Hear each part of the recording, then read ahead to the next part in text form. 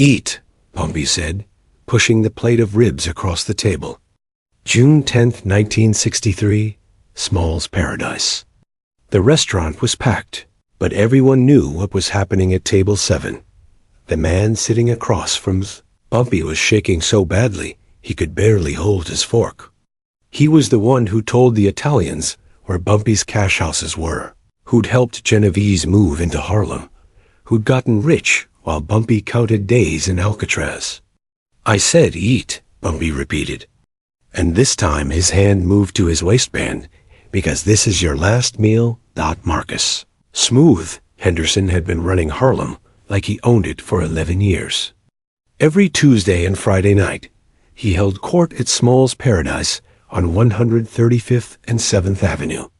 The crown jewel of black nightlife in 1963, Smooth sat at table 7 in the back corner, surrounded by his crew, drinking French cognac and eating the best ribs in New York City.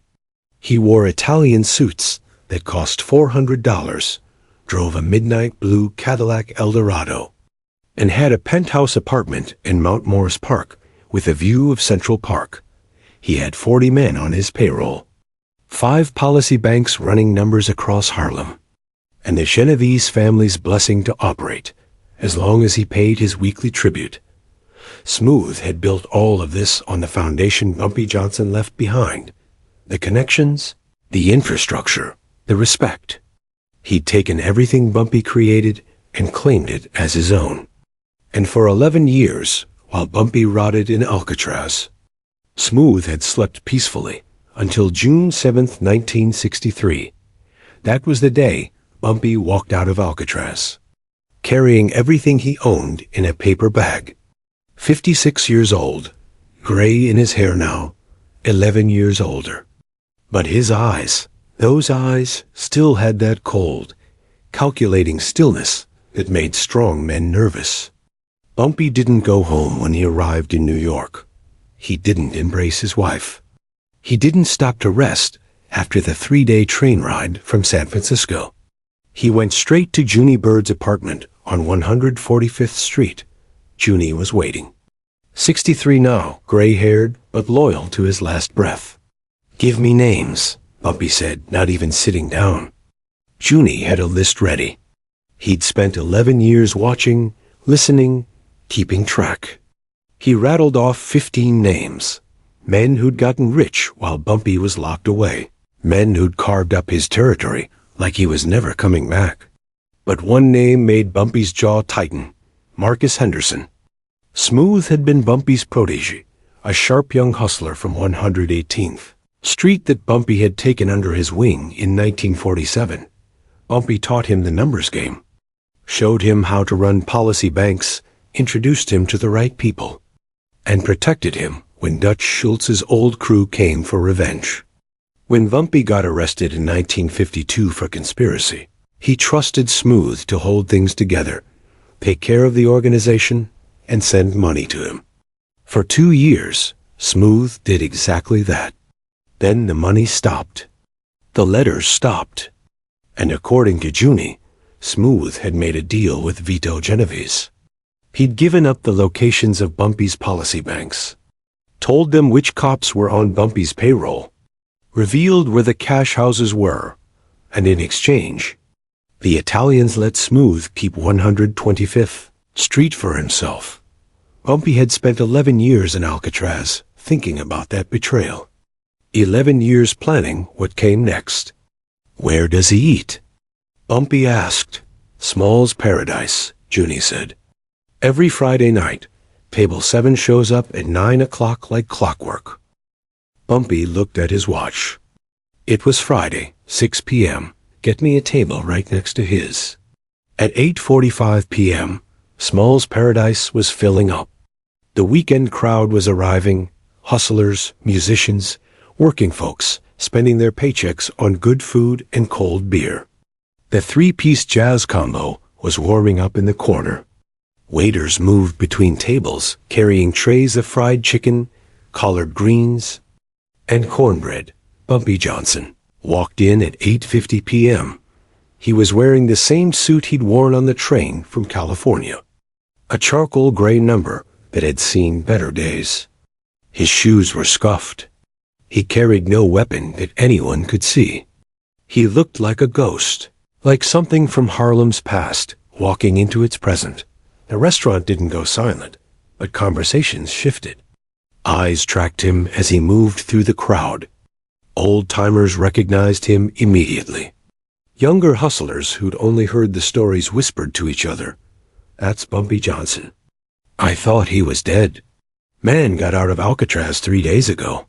Bumpy walked straight to table 8.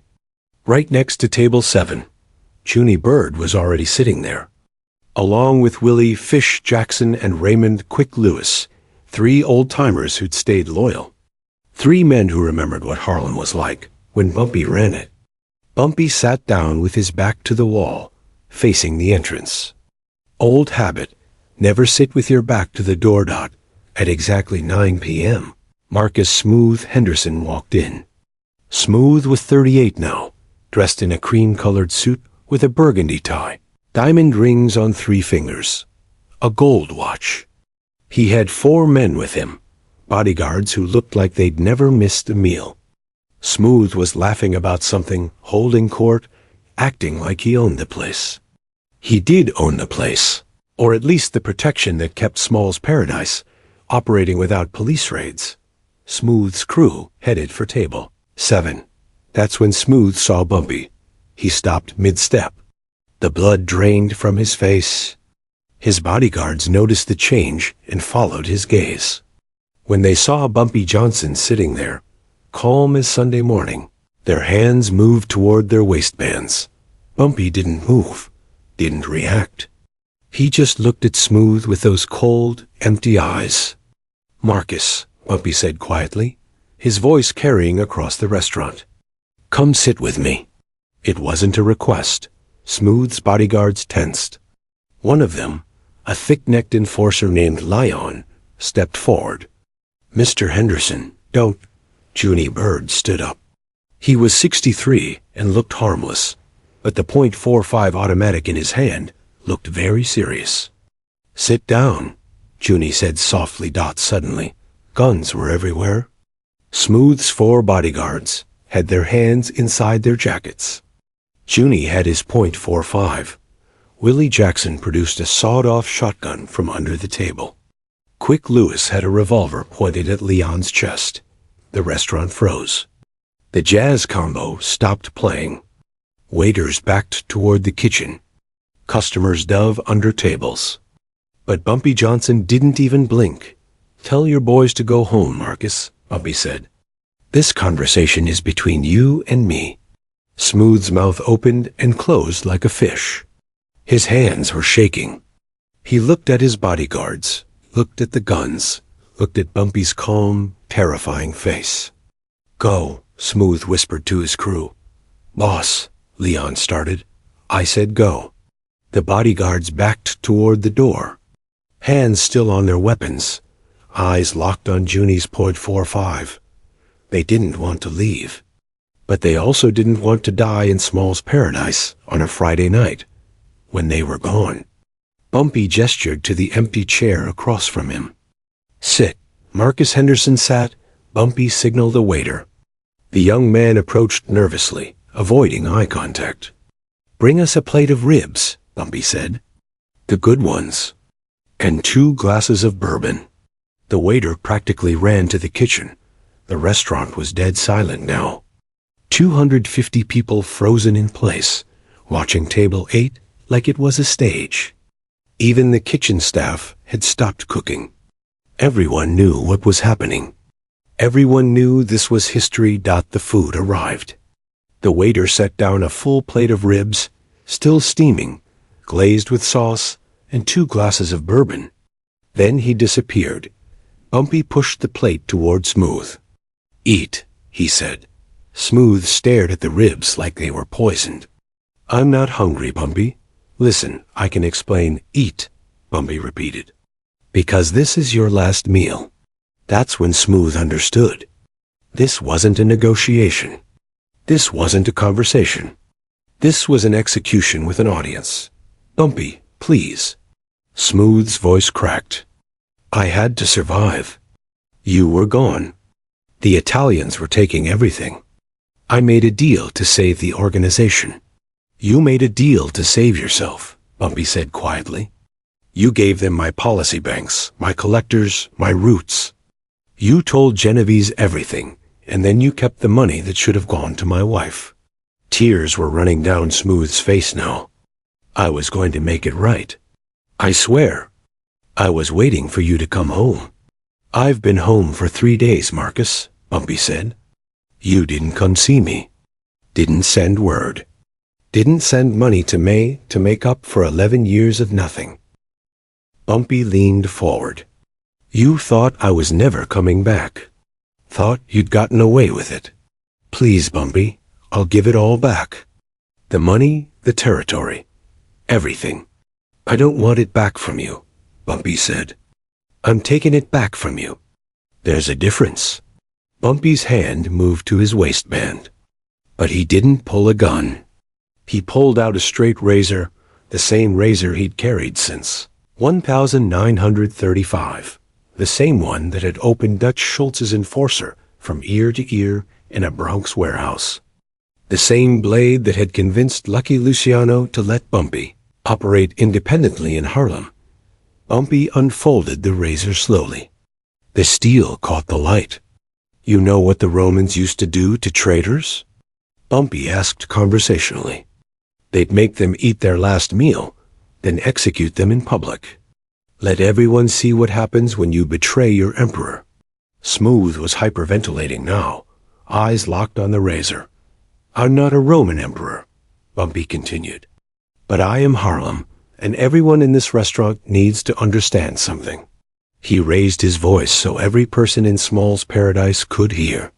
When I went to Alcatraz, some of you forgot who built this, forgot whose streets these are, forgot that respect isn't something you take, it's something you earn.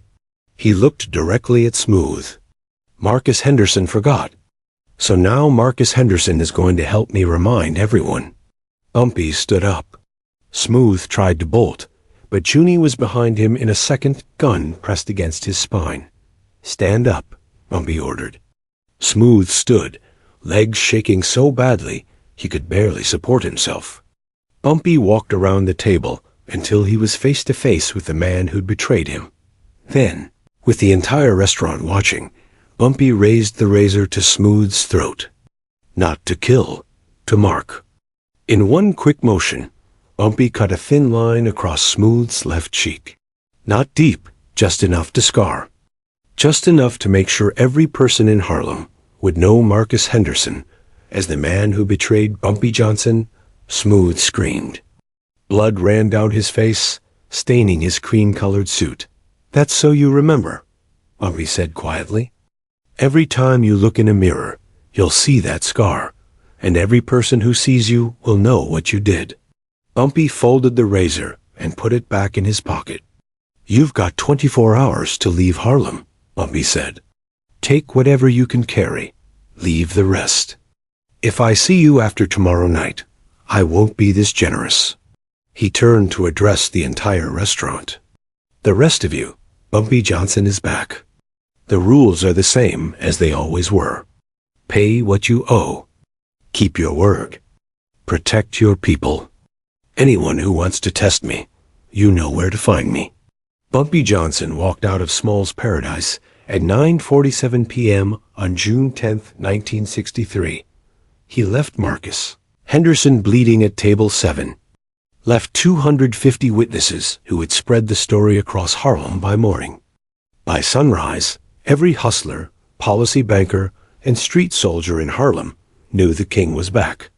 Marcus Smooth Henderson was on a bus to Philadelphia by noon. He never returned. That scar was his brand, a permanent reminder of what happens when you betray a king. Within 72 hours, 3 other men who'd carved up Bumpy's territory quietly disappeared from Harlem. Not killed, just gone, relocated with a clear understanding. Stay away or join Smooth. The Genovese family, who'd moved into Harlem while Bumpy was locked up, sent a captain to negotiate. The meeting lasted 4 minutes. Bumpy's terms were simple. You've got 2 weeks to pull out of Harlem. Everything north of 110th Street is mine again. Non-negotiable. The Italians left without arguing. They'd lost 3 soldiers trying to hold Bumpy's old territory in the past week. The cost of fighting him was higher than the profit. Within 6 months, every piece of Bumpy's empire was back under his control. Not through war, not through bloodshed, but through fear, respect, and calculated power. The night at Small's Paradise became Harlem legend. Old-timers still talk about how Bumpy didn't need an army, didn't need speeches. He walked into a restaurant, faced his betrayer, and with 1 razor and 250 witnesses, reminded everyone who really ran Harlem. You can lock a man up for 11 years. You can steal his money, take his territory, turn his people against him, but you can't take his throne. Not if he's a real king. Bumpy Johnson proved something that night. Power isn't about who has the most guns. It's about who commands the most respect. And respect isn't given. It's earned through loyalty, intelligence, and the will to do what others won't when justice demands it. Marcus Henderson betrayed him for money. The Italians challenged him for territory. Every traitor thought Bumpy was finished. They all learned the same lesson. Bumpy Johnson doesn't make threats. He makes promises.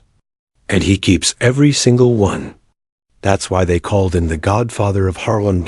If this story of loyalty, power, and street justice moved you, hit that subscribe button.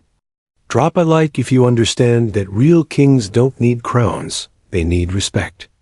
Share this with someone who knows that betrayal always comes with a price. What would you have done in Bumpy's position? Let me know in the comments below.